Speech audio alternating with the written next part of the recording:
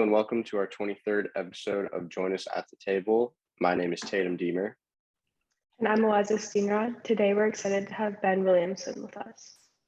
Ben Williamson is a U.S. Executive Director of Compassion in World Farming, an organization dedicated to ending factory farming practices and helping fuel the transition to a more sustainable and peaceful methods of feeding the global population. We're happy to welcome you to join us at the table. Could you please tell us more about yourself, your background, and how you became interested in the food sustainability space? Thank you. Well, it's great to be with you, Eliza and Tatum. Thank you so much for having me. Delighted to be asked to join in this amazing program and to speak to everyone on the program. So thank you so much. So I'm originally from England. I grew up here and I moved to the States in 2015, but quite a while before that, when I was around 25, kind of finished college or university, as we say in England, and kind of looking what to do with my life. I became interested in like those deep existential questions, like what is really the purpose of life? What are we here for? And the more I kind of thought of it, the more I thought that there'd be something easy that I could do that would be good for the planet, good for my health, and do a lot of good for the planet's inhabitants. And that was to go vegan. So pretty much overnight, I went from being quite a carnivorous meat eater to being a vegan. And instantly I felt great. I loved it. It was the best thing I ever did for my health. I just felt like I had loads of energy. I didn't have these big peaks and troughs in my energy, and I was grazing all day, and I just loved it. And so I thought, wow, this is great. I wish I could do this, as a job, be a professional vegan. And so I looked around, and my first role in the industry was with PETA, the People for the Ethical Treatment of Animals. And then through PETA and through founding a vegan vegetarian society at my university where I did my master's degree, I got interested more in the sustainability space. I mean, the first thing that my first motivation for becoming vegan and for wanting to do it professionally was animals and animal rights. But the more you learn about it, the more you learn that actually there's a number of reasons why eating more ethically is good for the planet and for animals and everything else. So the sustainability argument for going vegan, or at least reducing the amount of meat, factory farm meat that you consume, is prevalent now. And the UN IPCC and various groups and committees in Congress all agree that this is something that we should be doing. So I think there's a lifetime of work here. It's really interesting and kind of heating up now as under the Biden administration, and lots of deadlines approaching for people to take this stuff seriously. And it's a great place, great sector to work in. Thank you so much for that. It sounds great. And getting into it, I was hoping that you could tell us more about your journey with Compassion in World Farming thus far, and what strides you have made while working with them. Yeah, thank you for that question. So I joined Compassion in World Farming in around a year ago. So we're in, what are we now? July 2022. So yeah, July 2021. And it's been great. It's a team in the US of around 15 people. Globally, we have 150 people in offices, mostly concentrated around Europe, but also in China and in the US. And I've really helped develop the campaigns department at Compassion. So my background is more campaigns, and media is really where I started in the movement. But Compassion USA has been known predominantly for being a food business oriented organization. So the food business team are great. They meet with food businesses. They try to help them reformat their menus and what they sell in their retail stores to be more ethical, to be more sustainable. And what I've been concentrating on is making sure that that hard work and legacy is also reflected in our lobbying to Congress, our legislation, our policy aims. So we work a lot more on legislation and policy than we ever did since I joined, and also building our brand. Not a lot of people have heard of us in the States, but we're a lot bigger in the UK, which is where we were founded in 1960. So, they've had generations to kind of implement and entrench themselves in the UK, but in the States we're only about 10 years old. So really trying to build that, because if you don't have a brand, you don't really have influence with the legislators and food businesses who you're trying to influence. So over the last year, one of the programs that I'm most proud about is our work with the Women, Infants and Children program, which is like SNAP. It's a kind of food access program for people on low incomes. And what we're doing there is to try to increase access to higher welfare animal products. So things like cage-free eggs, because traditionally people on these programs have been told you can only buy the dirt cheapest stuff. Well, we know that those products are usually have the lowest animal welfare, but I don't think that income should be a barrier to making compassionate food choices. So I'm really glad to be working with state WIC programs to try to increase the amount of higher welfare products on their approved foods list. And so far, since we started working on it in 2020, the team has grown the number of states from 5 states in 2020 to 26 states that now explicitly allow cage-free eggs on their approved foods list. So that's wonderful. But then kind of at a more macro level, we're a knowledge partner with the Aim for Climate initiative. Some people might not know what this is, but it's a United States and UAE-led initiative to develop technological solutions in agriculture for the climate crisis. So Aim for Climate is the agriculture innovation mission. And we're delighted to be a knowledge partner. And part of that partnership is really trying to bend the program towards focusing on regenerative farming and meat reduction as vital parts of how we're going to get there. With emissions reductions in cattle and things like that. But we're only really going to hit the Paris Agreement and other targets if we dramatically reduce the amount of meat that we consume. So as well as working on technological solutions, we have ready-made solutions that are available now. And so we're trying to steer the USDA and the Aim for Climate initiative much more towards the ready available programs that we have now, which are meat reduction and regenerative farming. And this is all kind of pushing us in the way towards a global agreement to end factory farming. That's our kind of big mission picture over the next few years. So much like we've had enormous strides on tackling the world's ocean plastics and banning plastic straws and coming to global agreements to ban CFCs and different pollutants in detergents and things like that. We want to have a global agreement to end factory farming. So that's really what all this international work is gearing up for over the next few years. It's going to be tricky. It's going to be really fun, I think. Already have the backing of some member states and different world leaders and visionaries. So we're hoping to get a global agreement in place, and that's going to be really occupying our time for the next few years. Absolutely. Thank you so much for sharing your journey. And you mentioned meat reduction. What alternatives to traditional factory farm foods are you most excited about? And what's your opinion on plant-based and lab-produced proteins that are kind of taking over the industry right now? Yeah, it's really exciting. So I'm probably most excited about the cultivated meat aspect. I think that we've seen in the last few years phenomenal rise, as you say, of plant-based meat, the Impossible Burgers on the Burger King menu, and you see it everywhere now, fast food chains, national restaurant chains.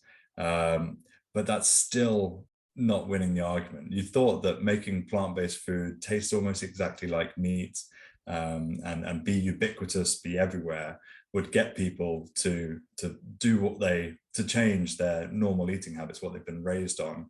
But unfortunately, it hasn't seemed like it's really taken off in the way that we've wanted it to. So that leaves you with cultivated meats and the next frontier to make it taste exactly like it. And not just exactly like it, but exactly like it and cheaper. Obviously better for the planet, better for people's health if you can engineer it in a way that takes out some of that fat and salt content. So I think that's hopefully going to be the key to getting people to eat less less meat that's raised from animals in factory farms. I think as an animal welfare organization, another thing that we're working on is to raise the level of welfare of all farmed animals. So a project that we're particularly keen on and been instrumental in since our founding by Leah Garces, who's now the president of Mercy for Animals, is the Better Chicken Commitment, the BCC. So that sets a minimum standard of chicken welfare across the industry, and over 220 companies, leading US companies, have signed up to that.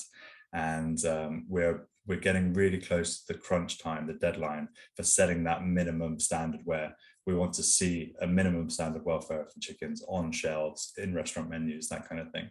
Because as you probably know, chickens are by far the most abused birds on the planet.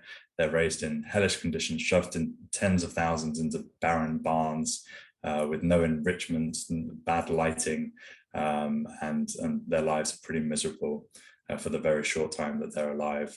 And they also grow so fast that their organs can't take the impact of their fast growth. So we want slower growing breeds, we want enrichment, we want better lighting, and hopefully it's just around the corner. So I think that's going to be better level of welfare, but as you know, we need, for the planet's sake, to see an end, or an end to factory farming, but at least a dramatic reduction in order to control our emissions and stop destroying the planet. Great, thank you so much for sharing that. You mentioned eating habits. So we're going to transition into talking about evaluate your plate. For unaware viewers, evaluating your plate is a tool developed by Compassion in World Farming to help users examine their eating habits and their impact on water use, animal impacts, biodiversity loss, nutrient pollution, greenhouse gases, and land use. Can you please tell us about your experience with the development of Evaluate Your Plate? Sure. Thank you for the question. Well, Evaluate Your Plate was actually developed before I joined the organization. So I have to credit the team that was here before me with the design and execution of this phenomenal tool.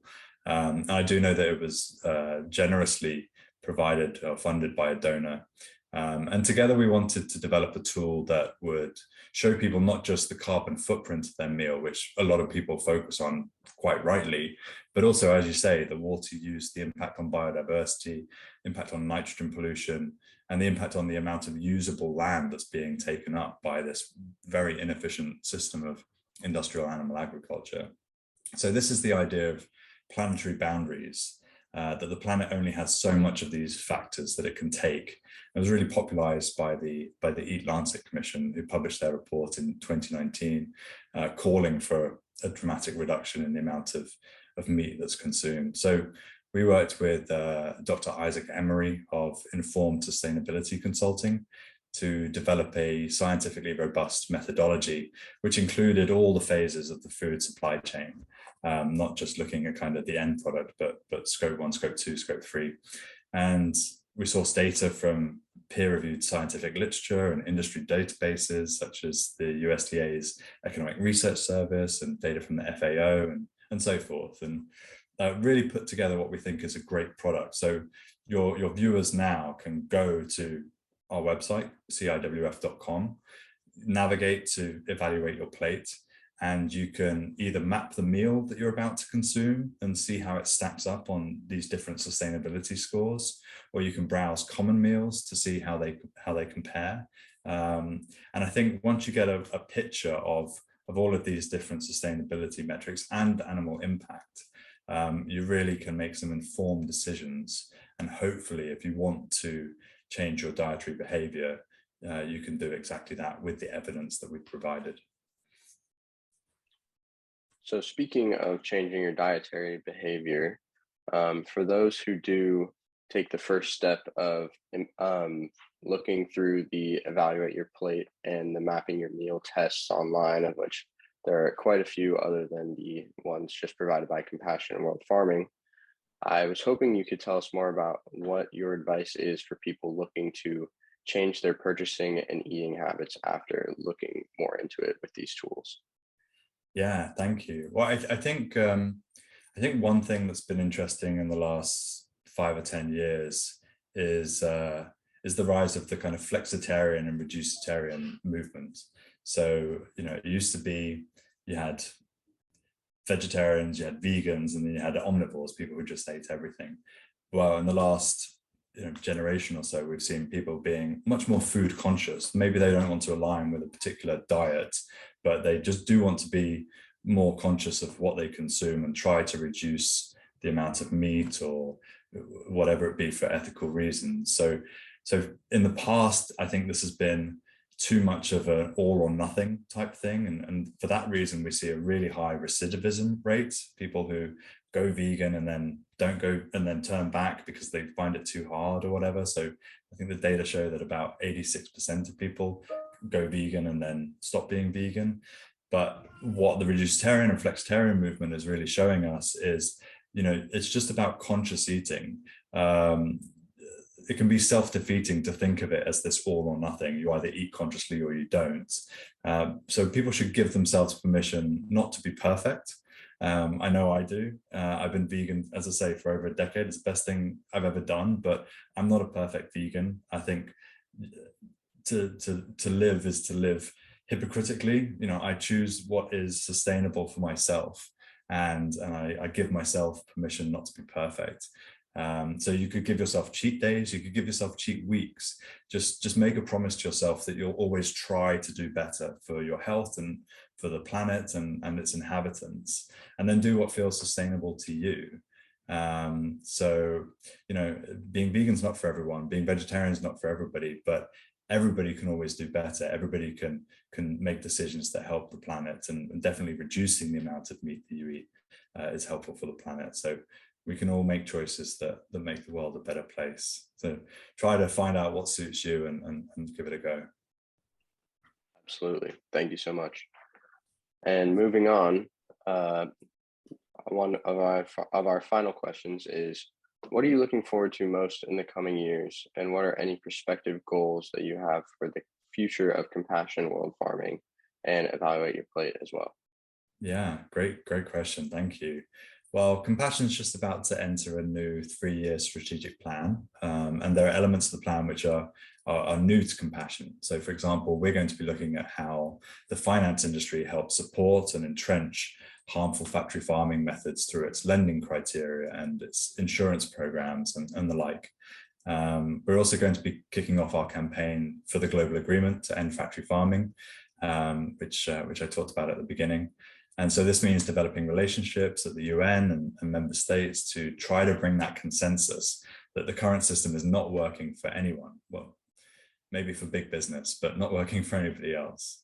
And this, of course, is in addition to our well-established programs, such as food business, which I mentioned, and influencing domestic policy and legislation. So it's really an exciting few years for Compassion coming up, one that uncovers a whole load of really important system that we have now. And it's all about dismantling that food system and looking at where the areas of weakness are and really trying to remove them.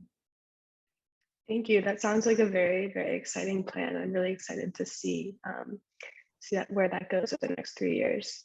Finally, what advice can you give to students who are passionate about the sustainable food industry, and how can they start to get involved?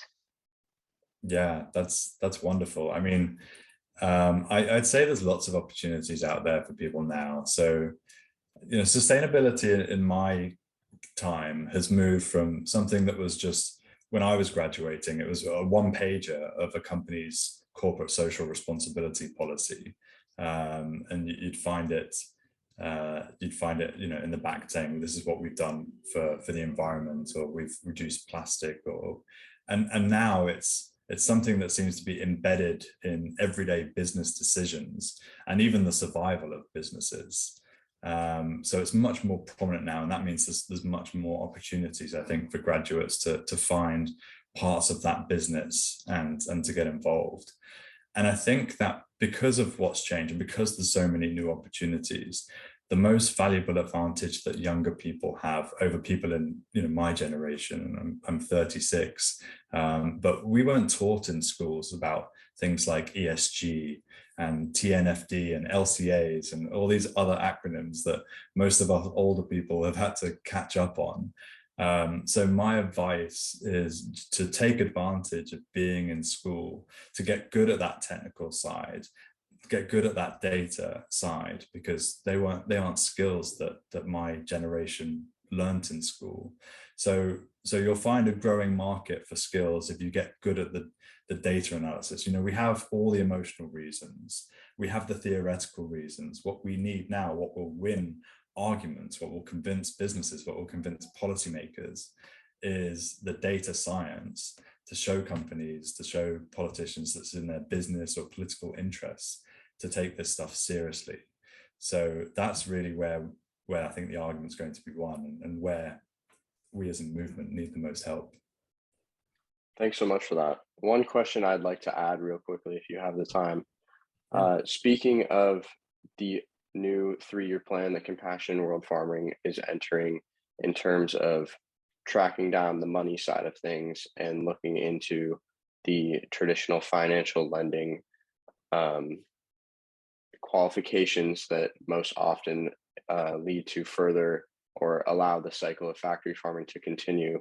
I was hoping to get your opinion on the rise of ESG investing and impact investing as a whole, and how you think that will impact the factory farming industries moving forward.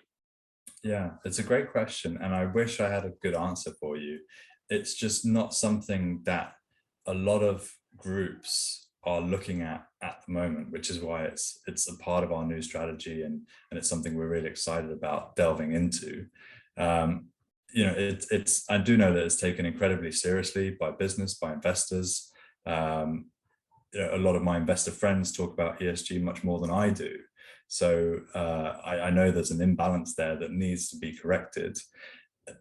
Compassion and other groups know kind of what businesses should be invested in. What we need to do is align those expectations and the criteria that we have for decarbonization and animal impact and other things, and align it much more with the already existing ESG metrics that we know companies are being responsible for. So if we can work out how to input our arguments and our lending criteria into the existing criteria, I think we're going to have a lot of opportunity to do some good. So, you know, I wish I had a better explanation for you, but you know, all I can say is I think this is a huge area for potential impact, and that's why we need all the help that we can get to make it reality. Great, thank you so much for that.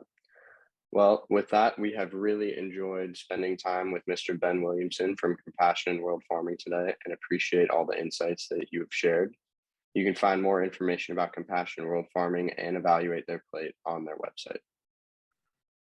We hope you enjoyed today's Join Us at the Table session. We'll post the links to Compassion World Farming, Evaluate Your Plate, and social media platforms at the end of this session. If you'd like to see more episodes of Join Us at the Table, we'll also post the link to our CFIE website. Thank you so much.